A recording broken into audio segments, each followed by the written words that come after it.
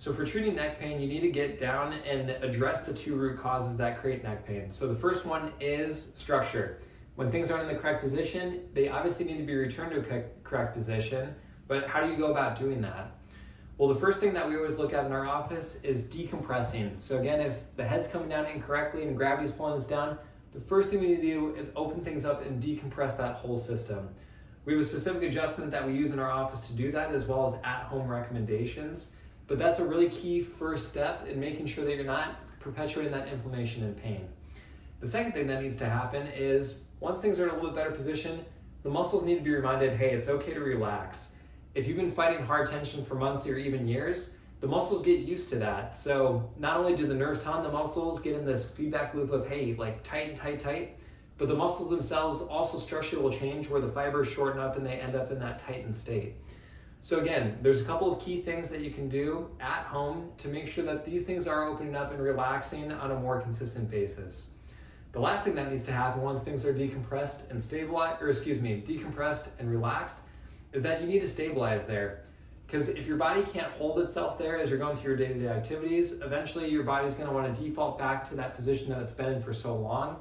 So getting your body to learn how to stabilize is that key third component to reducing the amount of structural stress that could be creating the neck pain that's going on for you right now. The second thing that needs to be addressed is that second root cause issue of healing fatigue.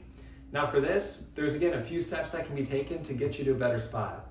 The first one is what we call detox, and what this is really aimed at is cleaning up inflammation or other compounds that have gathered up as a result of that pain and stress that's been there for a long period of time. This can be anything from inflammatory markers to proteins that have been sitting there for too long, but either way, there's some key supplements and some other things that you can do to clean that all up so that your body's not perpetuating that inflammatory cycle. Second thing then is putting your body into a position and an environment where it can actually go through a good healing process and repair. So this is more stuff that you're doing on a consistent basis day in and day out, but there's some really easy tweaks you can make to your daily routine to put yourself in a much better healing environment. So this is where a lot of people get hung up, is they feel like they're doing a ton of things, but their body's not healing. So again, not having that full understanding of those action steps to take can be really frustrating, and it's something we always like to coach people on. Final thing is recharging the whole system. So if you've been trying to heal for a long period of time, a lot of times your body's very depleted. So it again has a hard time going through a healing process because it doesn't have that energy that it needs to go through a healing process, which does require a lot of energy.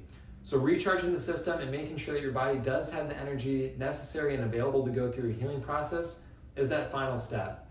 So again, these are things that get missed a lot of times for a lot of different people, but combining all those things together gives a really cohesive package of addressing those two root cause issues that a lot of people miss.